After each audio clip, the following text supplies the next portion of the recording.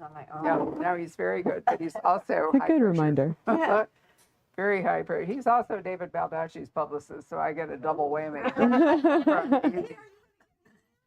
Who? David? No, but if you've noticed, David, who doesn't travel, we have done a virtual event for every David Baldacci book since 2019. So I've seen more of David than I saw And he's awesome. 20 years before. He's got to come here. Well, good luck. I've said that too. But seriously, he's really lovely on Zoom, except for the night we decided he wanted to host Jake Tapper, the CNN guy, and it was a huge deal, and we got it all set up. And David was in a storm and wherever he was in the middle of Virginia and couldn't connect. And I, who was completely unprepared to talk to Jake Tapper, I thought it was going to be That's my nightmare. myself, with only like 12,000 people watching it, talking to Jake Tapper. And I relied on the book. The book he wrote, The Devil Will Dance, was about the 1950s and Sinatra and all, but I went to high school with Anne Margaret, and we used to change clothes because she was so poor she had to wear my clothes and all the rest. And so I was able to bluff my way. I was able to bluff my way through the whole deal. Yeah. Life experience. We were just talking over drinks about how really unnerving it is when your life really becomes history. And, I'm older than, I'm going to be 82 in December. So for sure, my life has become history. But, well, thank you. Oh, God, are we live?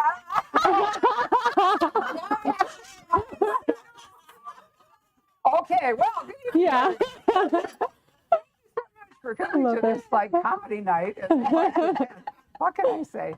I am so pleased to see all of you, and I am really delighted to meet Ashley Winstead in Red for the very first time, although we have Zoomed together, and to see Sandra again because I think it's been since 2019. That's right. Yeah, That's right. right. Yeah. And we were on a real roll getting her here, and then COVID came along. But the really nice thing about tonight is that they're both from Texas. They are both writing extraordinary thrillers, and they've never met each other before. I am from Houston. Yeah. Yeah. So there are some common elements in this book, which their books, which we'll talk about. And I want to thank both of them because very often when we have multiple author events, I never assume that either author or other authors have had time to read the other author's book. So I'm always prepared, to do the heavy lifting. But I did learn over drinks at the Valley Home that they actually have read each other's books. So they can talk to each other tonight, which is really Fabulous. good. But I have a couple of questions that I'd like to lead off with before they do that. And one is, I've learned that each of them had I don't know if I want to call it a dilemma, but each of them had to think about what writing this book was, and how you would overcome whatever obstacles there were. So Sandra, why don't you, because we just talked about it. Well, how many of you have read Overkill? Anybody yet? So this is your baptism of fire. This book was a little bit different in that it was a moral dilemma. I don't know if you've read the flap copy, but you get an idea that my protagonist is having to make a decision as to whether or not to take someone off life support. And the idea came from COVID, when all of us were hearing these horrible news stories, about families who were having to withdraw life-sustaining machinery so that machinery could become available to someone who might have a better chance of survival. So in my twisted mind, I started thinking, that's just such a horrible situation. What would compound it? Because that was one news story, and then you don't know the people. It's just a name. But what if it were somebody who was in a global spotlight all the time? Everybody knew him, and he was having to make this decision in the glare of that public spotlight. And what's worse, it wasn't a loved one, it was his ex-wife. whom he hadn't even seen for 5 years. Mhm. So I had to do a lot of legal research and pick just the state where there was a little loophole that you could provide a proviso that divorce did not automatically cancel all of your advance directives. So that's the basis of the story. That's where I got it. My challenge as a writer was, how do if you write 500 manuscript pages of a man wrestling with this conscience, it could get kind of boring.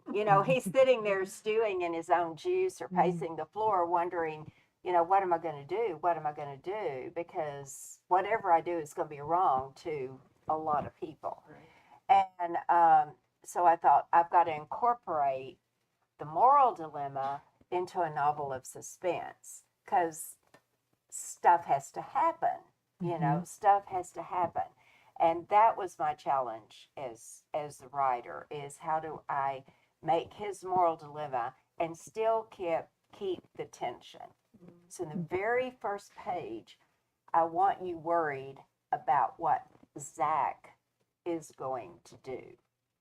And so that was my challenge as a writer. I don't know. Yeah. You can address it, because her book is amazing, by the way. Thank you. Thank you. Of course, as is yours. And just listening to you describe the moral dilemma that way, our books are so much in conversation, because I wrestled with that too. So The Last Housewife is about a woman who was once in a cult, but managed to escape, and finds herself being drawn back into that world in order to investigate the truth about her friend's death. She has suspicions that it's connected to this world she's left behind. So now she's putting herself in a lot of dangerous situations to, figure that out on behalf of her friend. And I similarly was sitting around my house, in these last 2 years that we've all spent, pretty much confined. And I fell into a rabbit hole of watching cult documentaries. And this is when The Vow came out, and this is when the Sarah Lawrence sex cult story broke. And I just became really fascinated by cults and knew that I wanted to write a book about a woman who had gone from point A to point B. Like, I really wanted to, I asked myself, like, what would it take for a quote unquote normal person to find themselves handing over their will and their autonomy to another person. And I think the thing about NXIVM and the Sarah Lawrence sex cult in particular that fascinated me was, especially with NXIVM, you had, actresses and heiresses and women with a lot of capital and power making the decision to cede it over to, like, let's be honest, very unexceptional men. When you're like, oh, who's the leader of this cult? You're expecting to see someone deeply magnetic. And in fact, I did reality one better in my book because the cult leader is very much glamorized. So I wanted to understand and figure out myself what that was going to look like. And so in a similar way, my main character, her greatest antagonist is her own mind and her own deep suspicion of her complicity, the things she's done in the past and how they might have put her friend in harm's way. And so she's doing a lot of trying to figure out just how guilty she is. And to test herself now, she's putting herself in a lot of dangerous situations. So it was a similar sort of challenge in, like, how do I explore something that's really kind of abstract? It's like a self-interrogation, but make it compelling in a suspense novel, which can be hard. And the guilt that ate at Zach is very similar to your character. Yeah. And I just, another dilemma was just like, this is a dark book. And I knew it was, I knew it was going to be dark. And I knew that I was going to go places that my readers of my previous thriller, In My Dreams I Hold a Knife, I hadn't gone there, and so I was hoping they would come with me, and so that was a whole other challenge I had to figure out. So one of the things I found really interesting, because I read their books back to back since, they were going to be here, was that what emotion would power both of these books? What common emotion could really make the plots of these books pulse? And my election was rage. There is a lot of rage in these books, and I don't know whether you've thought that or whether you even agree with me. After all, it's your book, not my book. But that was the emotion that I felt really pulsing. Well, I think from the standpoint of my character, Zach Bridger was think Tom Brady. And I don't like Tom Brady because I'm a Cowboys fan. Oh, Sandra, So you're confessing. I'm confessing, no, I profess it. But Good point. I was thinking along the lines when I decided it had to be somebody who would be so well known, who would be the media darling, who would be on E! Entertainment every night, and all of those, celebrity chasing shows. And it would be like if Tom Brady and Kim Kardashian had gotten married and then 10 months later divorced. That's kind of the setup that I give him. And so the thing about the rage, after this happens, where he has to make this decision, I don't want to give too much away. No, it's hard to talk about, but It is. but his rage is all internal. He retreats. He really kind of just gets out of all of that.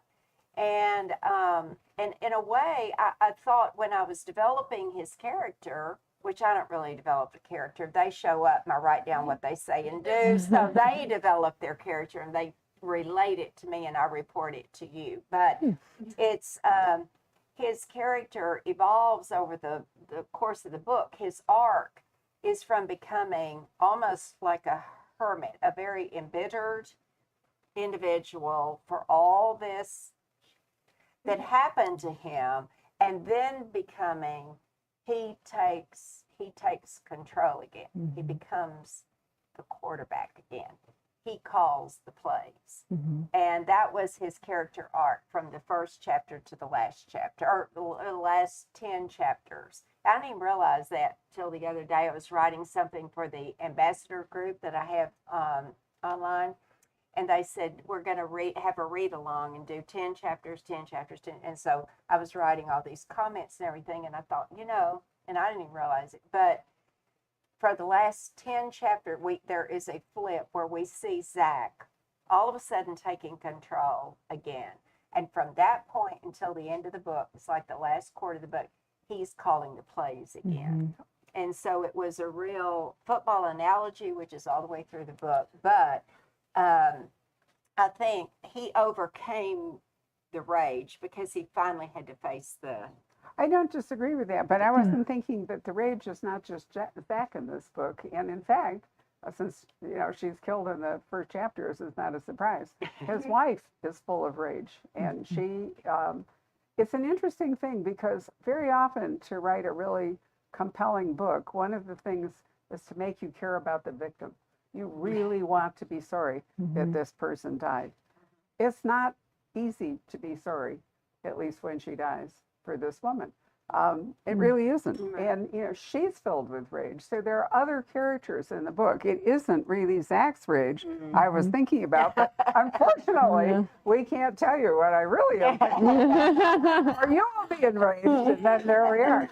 But I do think, because Sandra was saying, how can I make this story of a person wrestling with a conscience and a moral dilemma? How can I make this a propulsive thriller?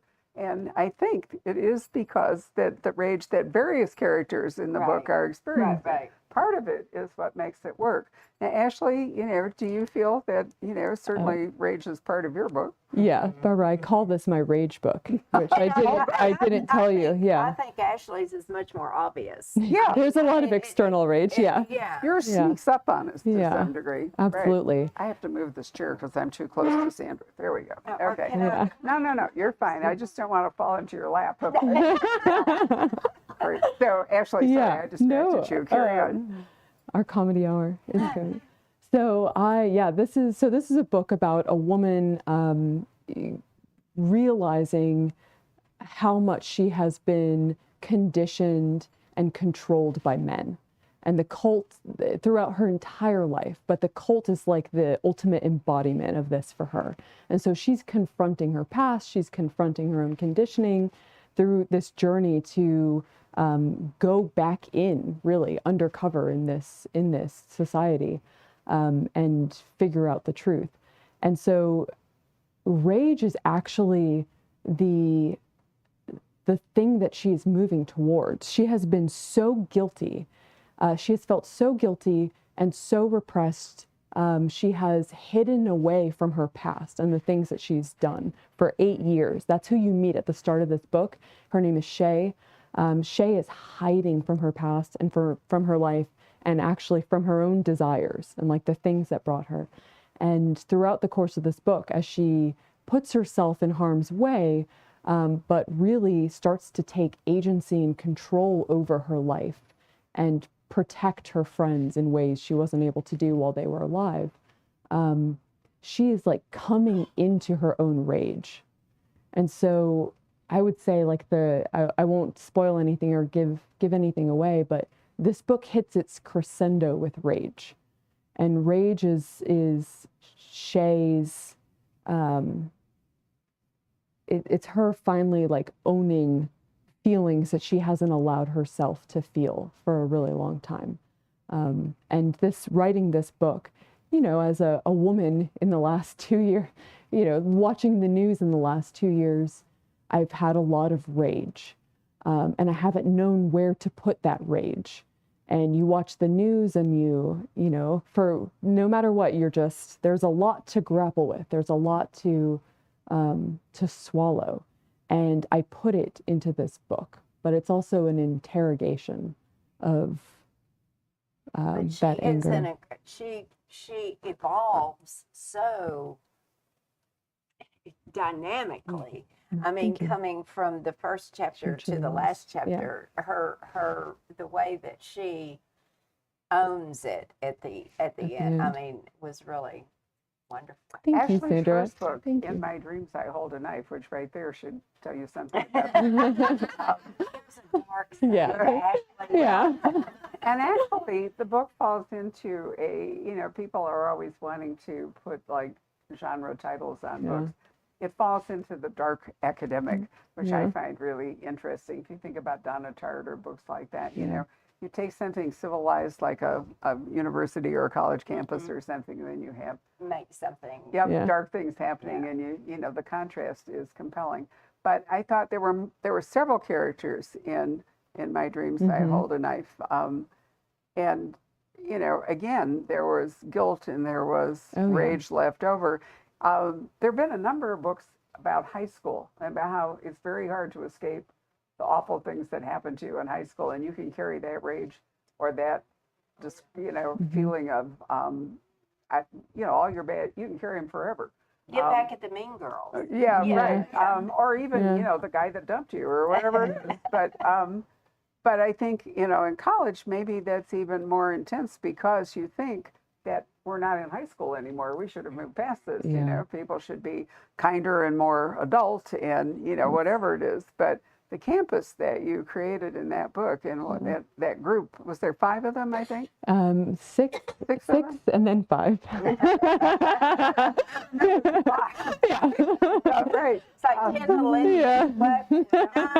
It's really a remarkable book. And Thank you.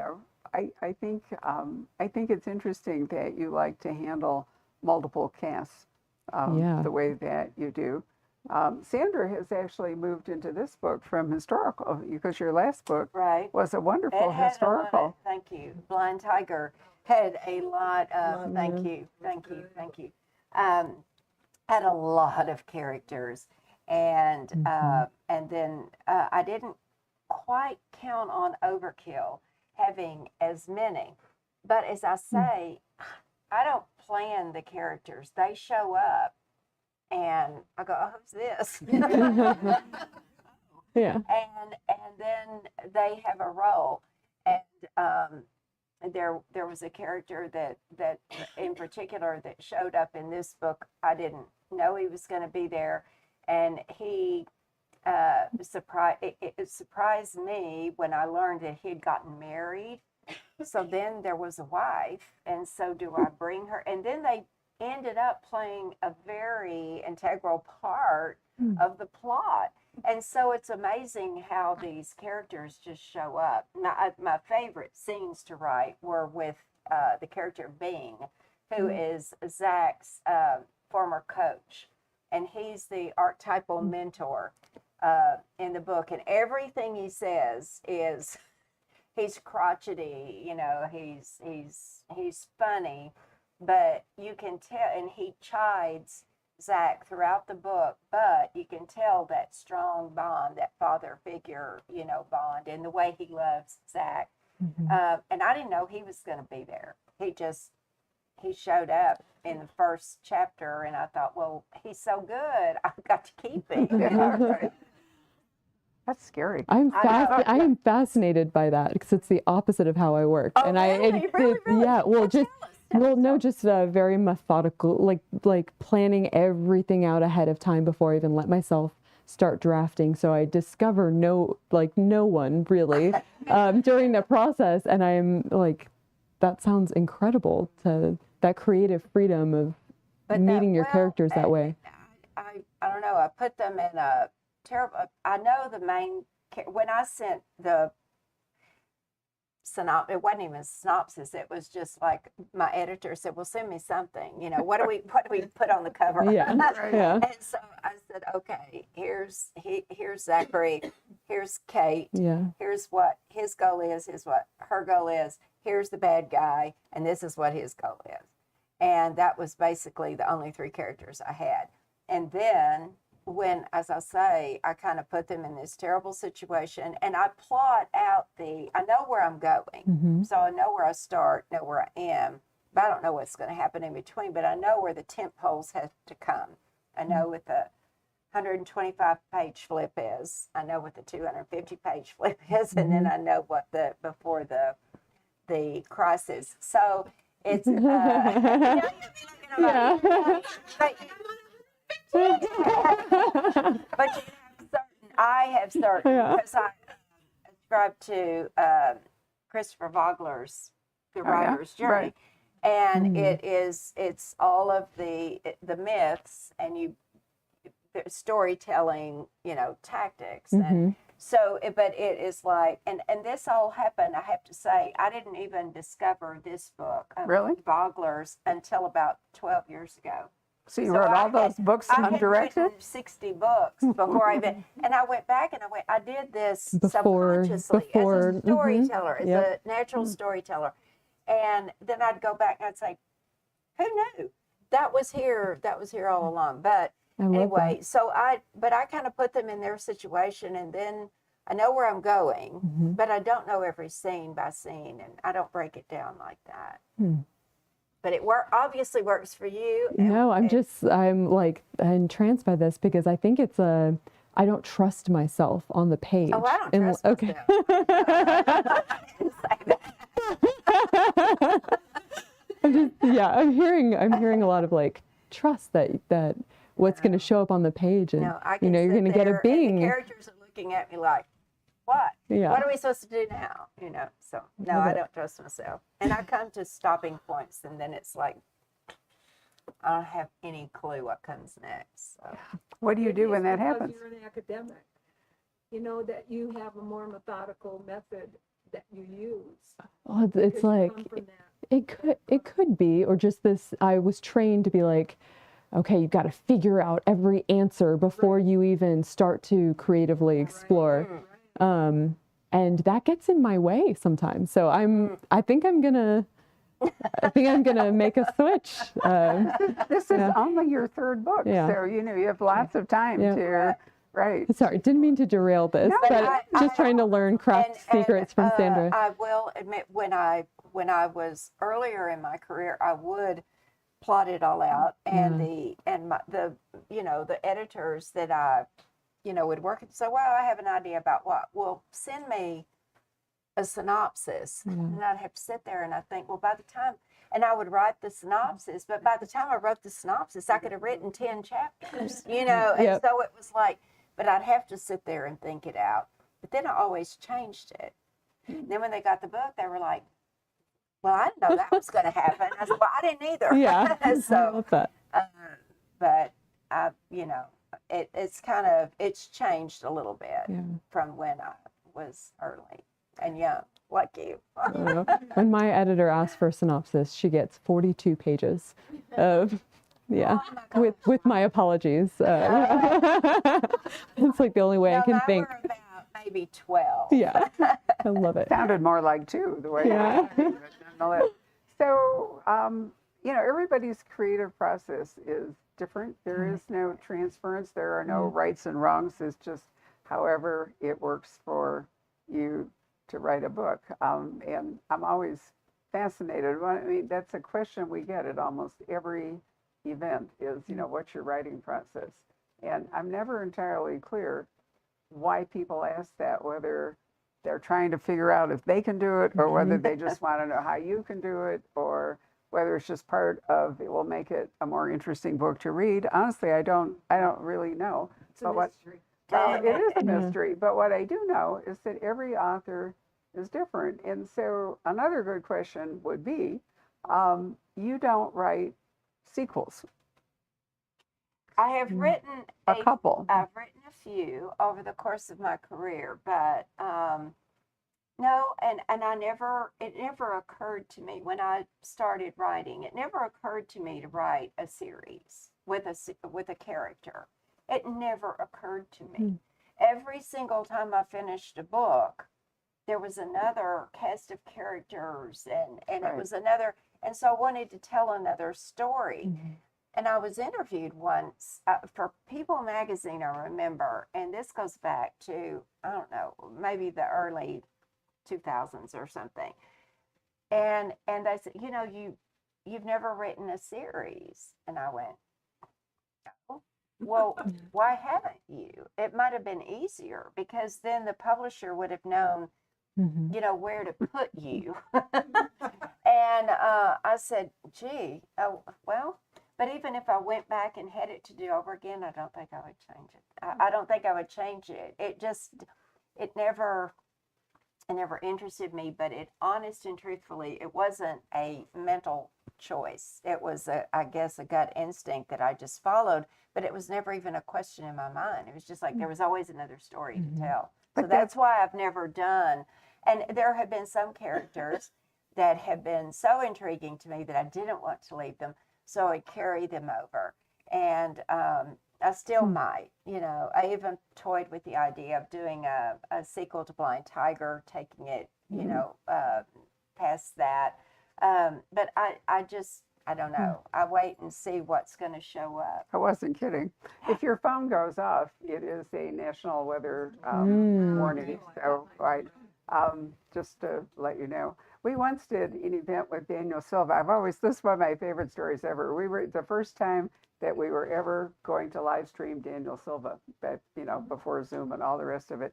And we're over in a big room, and we have a phone on a tripod as our recording instrument, right? Because we're new to this, and it is the book in which Gabriel and they all go to Morocco.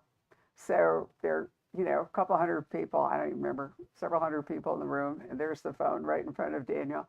And just as he says, and we went to Morocco to the desert, everybody's phone blew up with a boom warning. And Daniel said to me, "What's that?" And I said, it's perfect for Morocco. But it was, there wasn't any way to keep your phone from doing that. So it happens. But anyway, back to, you just made my point, which is that writers think differently. And some writers fall into the idea of writing a series and exploring it. But other writers are natural, what I think of as world builders. It's like the science fiction people who, and you, and Ashley so far, really like the idea of creating new characters and new locations and new stories. And that, I had this discussion with Lisa Jewell about 3 weeks ago. She just wrote her only sequel, and she doesn't ever want to do it again. Right. But it's because,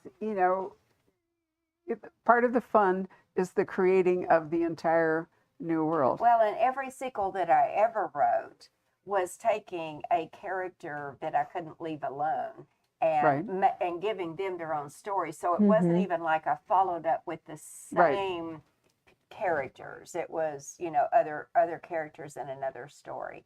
And the Texas Trilogy was kind of different in that regard because I wanted to go into hardcover. And so I called my editor and I said, they'll be like love sweat romances, but I'm onto something here. I've got 2 brothers and I want to write the books from their point of view.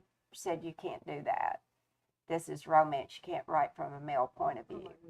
And I said, well, you kind of can. Now you can. Now you so can. I did.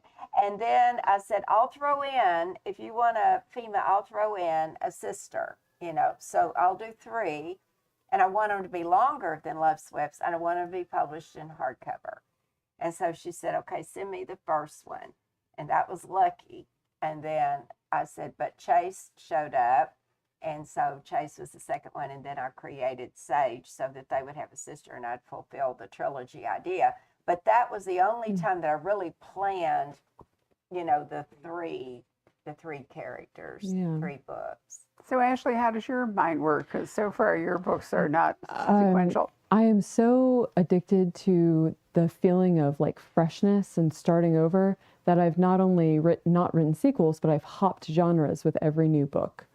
So my first was a thriller, then I wrote a romance, a romantic comedy, and then I hopped back to The Last Housewife and wrote a really dark thriller.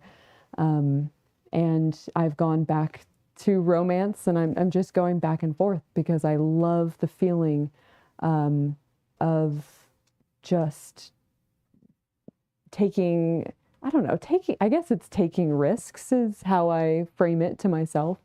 And exploring something new and like you said, Barbara, like building a new world.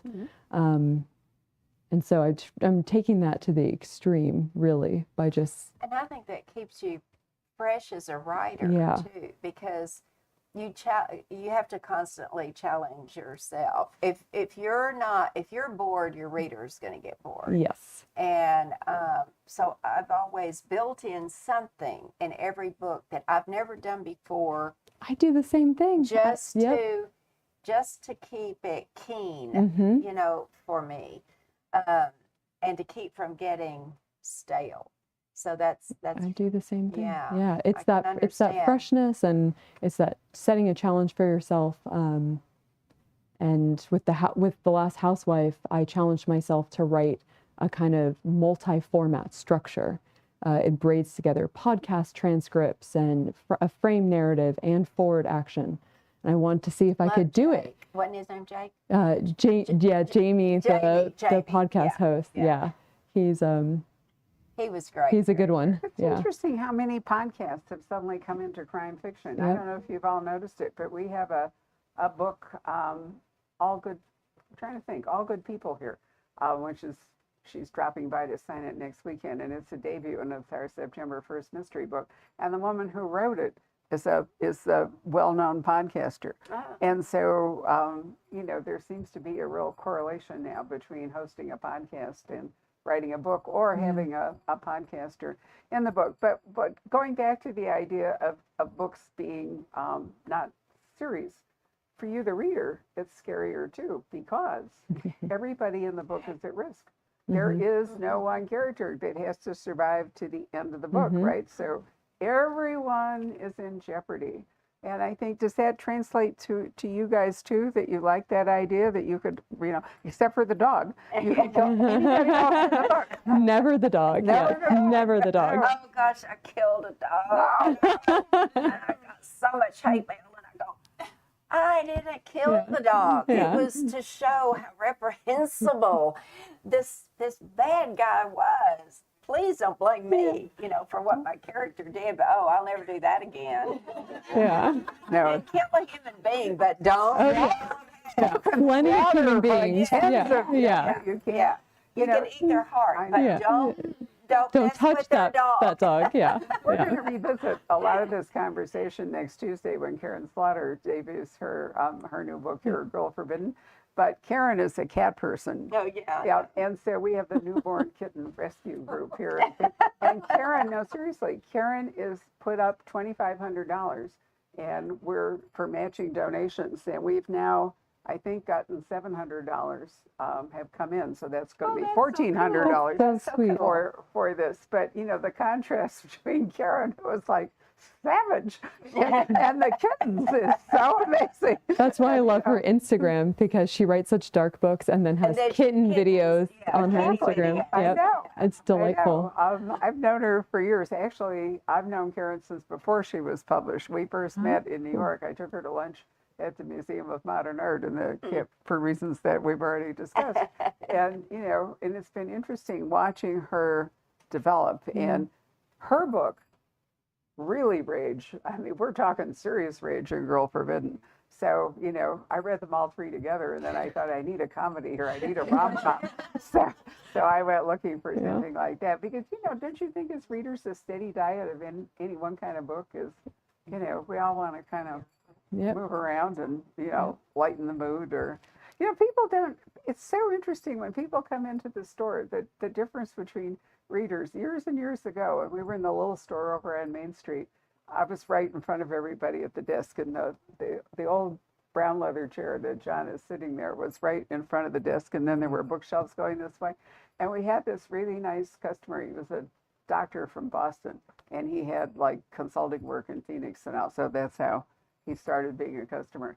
And he thought, being a doctor, that I was actually the surgical nurse, and I would follow along behind him while he handed me books. And I got really tired of that, so one day I dug out all my graduate degrees and banged them up on the wall behind the counter, so we didn't have to do that. But anyway, he was a really serious reader with a variety, and one day he came in and his wife was with him, and he was skipping around the store making happy noises, and she sat down in the chair, and about 5 minutes in, she said to him, Saul, she said, why can't we go? You already have a book. And I thought, how has he stayed married to this man? I mean, don't we all need, if you're readers, we all need books, right? Several books, because you just don't know what mood you're going to be in at any one time. Yep. Right? So let me ask you, as writers, what do you guys read? What do you like to read? Ashley, what? Everything. Oh, yeah. Everything from like fantasy to sci-fi. Try to read a lot, of course, in the romance and thriller genres, but YA, middle grade, just wherever my brain takes me, whatever I'm hungry for. So I'm all over the map. I'm the same. I'm repeating myself to the two of you, but I just finished a nonfiction book on the making of the Godfather movie, from book to movie, because this is the 50th anniversary of the movie coming out. And it's called Leave the Gun, Take the Cannoli, which is a famous line from the movie. And it was a long book, but it was fascinating. And it was about Coppola and him trying to get Al Pacino, and nobody ever heard of Al Pacino. And he was a theater actor in New York. And Coppola fought for him. He fought for Diane Keaton. He fought for James Caan was at first going to play Michael, and it was all of this fascinating stuff. And Robert Evans, was just and he was married to Ally McGraw. She was having an affair with Steve McQueen. McQueen. And so it was but it was so fascinating. So sometimes I read nonfiction. A lot of times I read nonfiction. I'm a big fan of Robert Kurson. Um, what's his? Oh, I'm drawing a blank now. Anyway, but I read a lot of nonfiction, and then I'll pick up a Regency romance, and I'm loving both of them. So it's just whatever, as you say, whenever the mood strikes Sure, me, whatever I'm in exactly. the mood for. You have to refresh your palate, I think. A Saturday night bubble bath with chocolate is way better. The worst thing is not Yeah. having a book to Yes. read. That's and you're right. like, what am I going to read? And then you go back to something that you read and you loved. You've read it for 20 times and you still read it. Comfort rereads. There's nothing like it. So, Ashley, what would you like to ask Sandra, and vice versa, because I keep intruding into this. Sorry. Oh, I don't know. I guess I will just go kind of to the from when readers are finished with Overkill, what do you hope that they're left with, or like what do you hope that maybe had like the impact that the book has made? It sounds so, I don't know. I want to give my reader hours of entertainment. Yeah. That is all I have ever aspired to do. If they come away with something to think about, and the tagline, the publisher kept saying, come up with a tagline for this book. And I would say, well, when I was writing it, and when I thought of the plot, I thought, oh my gosh, what would I do? Mm-hmm. And it conceptually, you kind of know what you would do. But when you got down to actuality, if you had to be that person, it gets pretty deep. But the main thing is, I was asking myself, so the tagline became, what would you do? And that, I guess I would ask the reader that. Mm-hmm. But basically, by and large, all I've ever wanted to do was write books that people take to the beach, to the bathtub, to the bathroom, on the bus. I want to be the book that is read, that's got Coca-Cola stains, coffee stains, suntan oil stains, with the pages furled, And I remember when I first started, one of my heroes at the time was Dean Koontz. And he had written a bunch of books under pseudonyms, romance novels under the name Lee Nichols. And then he had written his fantasy, and then he had written these horror books. And so he was kind of trying to find his genre. And he wrote a book on how to write fiction. And so I read it and I thought, oh, this is what plotting is all about. He always had such amazing plots. And so I was a real fan, but at the end of it, he says, this all sounds real lofty, but the bottom line is, I want to be the book that's read. Yeah. I want to be the book that's read. I don't care if it collects dust in some, bookcase and nobody ever picks it up. I want to be the one that looks like it's read. So that's all I aspire to do. And if they come away with something else and I've given them something to think about, then I feel like I can sleep at night and I've done my job. Well, this book really that. does give you something to think about. I think you can't leave this book without asking yourself, what would you have done? Mm-hmm. But what would you like to ask Ashley? I'm sort of moving us along because I want we it don't to want be a done tornado. before Oh, it no, rains. you don't have tornadoes. You have No, we don't have tornadoes, but I really don't want anybody stuck. Well, Barbara mentioned they were at the bar a long time before I got there. So they had already talked. Right under the bus, yeah. I missed all the stuff about your background, but Oh, you yeah. mentioned that your father was military Yep. in the Navy, and you moved around a lot. And then someone said your education, your background, the academic aspects. Did that play a huge part in your writing style, your habits, and what you want to convey to your reader? Yeah, that's a lovely question. I would say that my growing up and being uprooted every 2 years, which is what my family did with my dad being in the Navy, that is what made me a reader, because I grew up desperately shy, like unable to look people in the eyes, really. And books were my safe place. And so I just, oh my God, the worlds I, fell into, we're all, I'm talking to like-minded folks here. And so that's what made me a reader. And I really do credit academia, like my experience, in a doctoral program, with what made me a writer, because man, you have to check your ego at the door when you are a peon in a graduate school. And you are going to get absolutely, pulled apart by your academic editors. And so I did this for 6 years to get my PhD on very dry subjects. And at the end of that 6 years, I got my PhD, got my degree and went off. And I thought to myself, Ashley, you just put yourself through all of that. And you were writing things like, no shade to my former academic career, but again, very boring. 2 people have probably read everything I wrote in its entirety in grad school. It's like, what if you just applied this to, entertaining people with that same sort of like this grind that I had built for myself.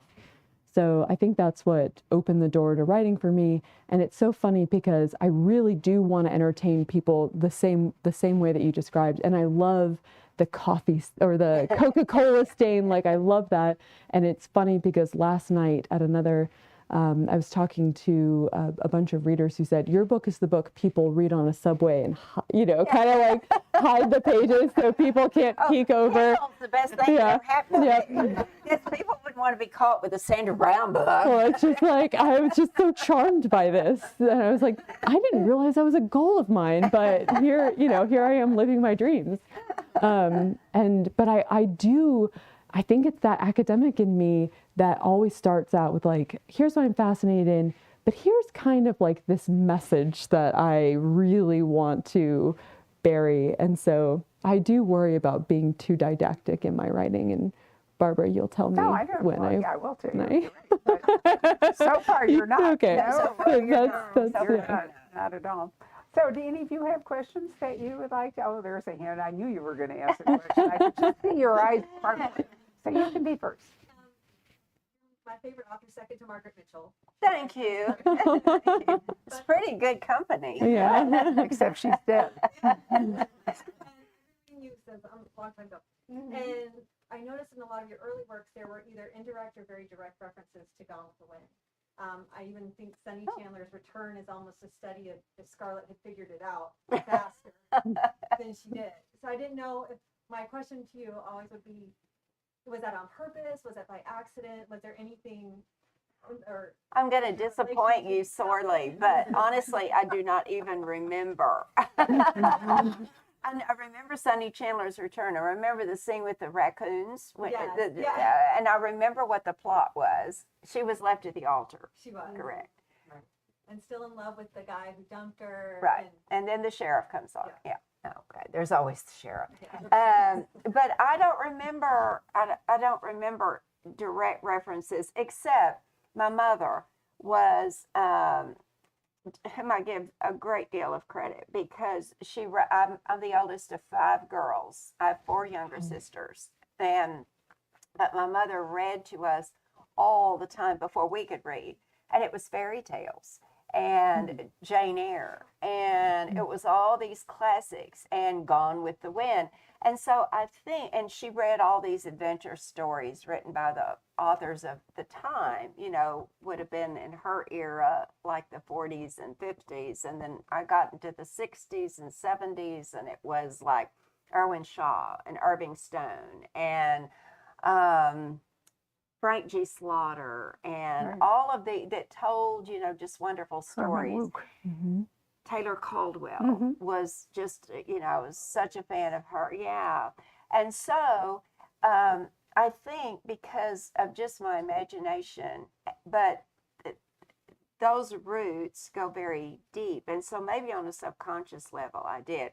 But I also believe that Scarlett O'Hara is one of the most compelling characters in fiction. Take away all of the, take away all of the stuff. Just put her in a different context, in a different time. She was a woman who knew her own mind. She spit in the eye of the devil. She made up her mind. She resolved, as God is my witness, I will do this. And she did. And so I think we wanted to smack her most of the time, but we could not wait to see what she did next. And we never So- found out. That's the other part that's so amazing. Take away all the other stuff, but she is one of the most compelling characters. Same way with Frederick Forsyth's Jackal. Day of the Day. The Day of the Jackal. The Jackal is an assassin. He's trying to assassinate President de Gaulle in France. Now, you should be not rooting for him, but you cannot wait to see what he does next. And it's like, go Bonnie, go Clyde. For some reason, we want them to succeed. And then we're thinking, wait a minute, what is this? So it takes a brilliant mind. It takes, of course, Bonnie and Clyde were real Texans, but we have a lot of crazy people. Yeah. That's why we're so fun to write about. But if you take away, that it took a brilliant mind to create a character like that. You know, that you're so compelled to follow them, as dirty politics as she played, as dirty politics as the Jackal played. You can't, Eye of the Needle, another example. You can't wait to see what he does next. Mm-hmm. That takes a brilliant, brilliant writer to do that, to make you care about the bad guy. And especially when you know he didn't succeed. I mean, that makes it even more interesting, I think. Anybody else have a question? Yes, ma'am. I love you. I love your books. Thank you. And I'm so thrilled to be here. Thank So you. what my question to you is, how do you decide on the names of your characters? Because your characters, the heroes and heroines in your books, they have the greatest names. And I'm just wondering how you go about. Do you write the character and then name them later, or do you have a working name? It works both ways. I have gotten into a book and the name did not fit the character, that the name that I had assigned them. So I will go with another. They'll tell me I don't like the name. But I get the baptism things every time there's baptism at our church and all the kids are named. I get that. I save it. I've saved phone books from like 1906 and a telephone directory. When I can't think of a last name, I start flipping through until I find one. Ooh, that's an interesting name. I get my friends collect names. I've got a name for you. Heard it at a baseball game the other night. And it was like the rodeo. I go to the rodeo in Fort Worth. The rodeo has the best, Does it? because they're all cowboys. The best names. I mean, it's just like, so I collect, and when I hear a good one, I write it down and I keep a little, and then I start arranging on first name, last name.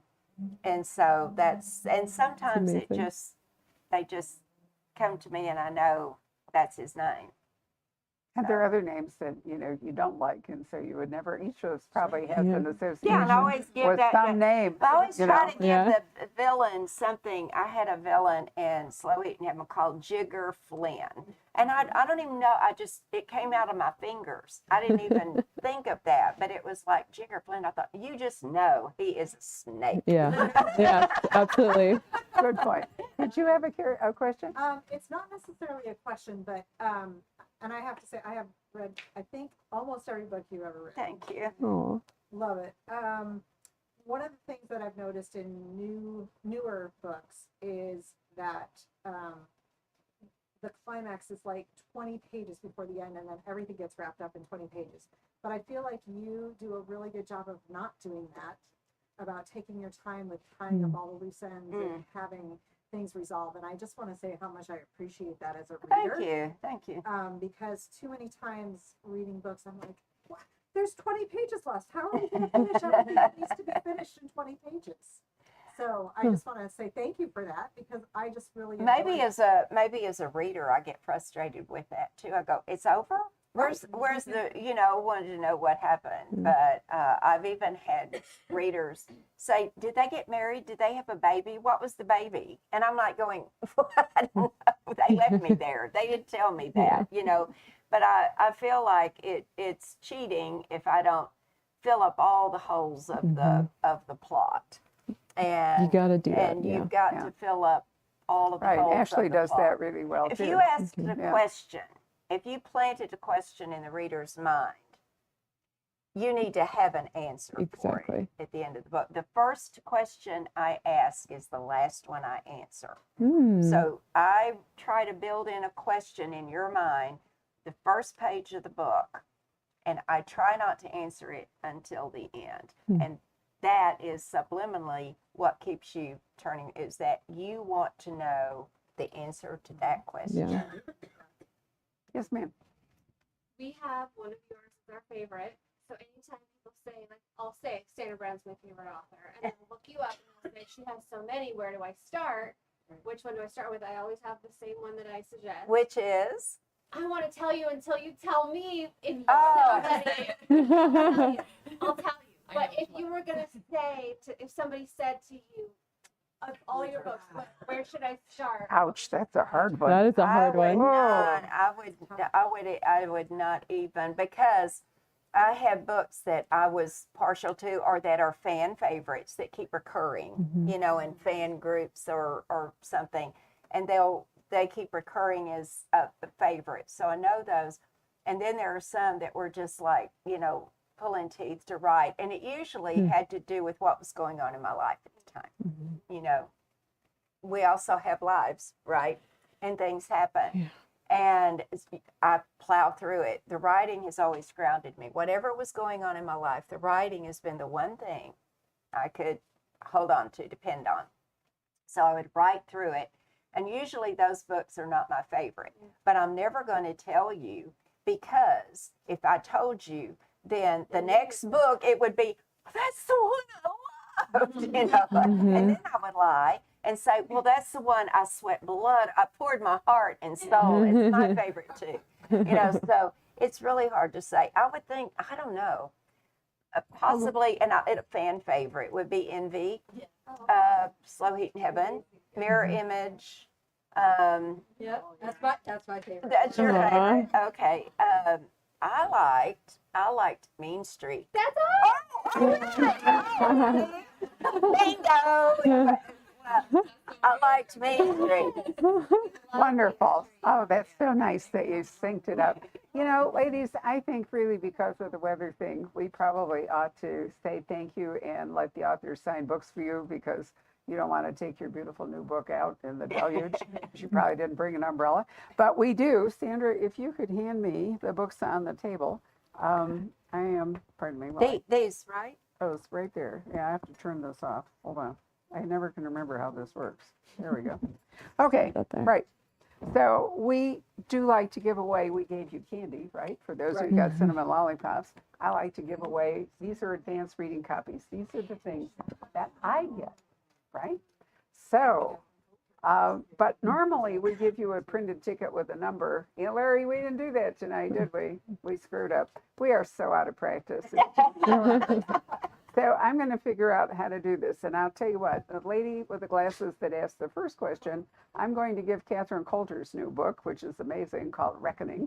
And if you are a Sandra Brown reader, you will love it. All right. So who here, has anybody here read In My Dreams I Hold a Knife? Thank you. So you would probably like to have a sequel.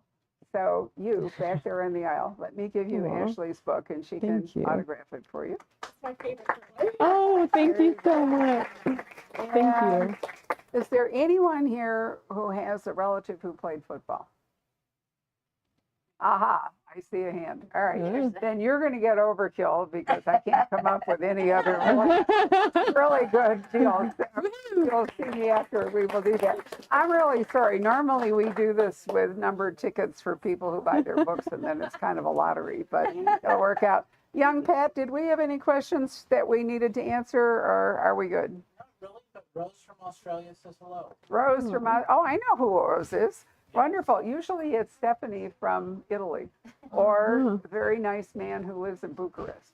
And Oh, my goodness. They're That's serious fabulous. night owls, right? In fact, Tuesday night, Mark's on there too. right, Stephanie in Italy wound up talking on Facebook to somebody in Australia. Now think about the time zones. It was the next morning in Australia, and it was 3 in the morning in Italy. It all works out. Anyway, thank you all very much for coming.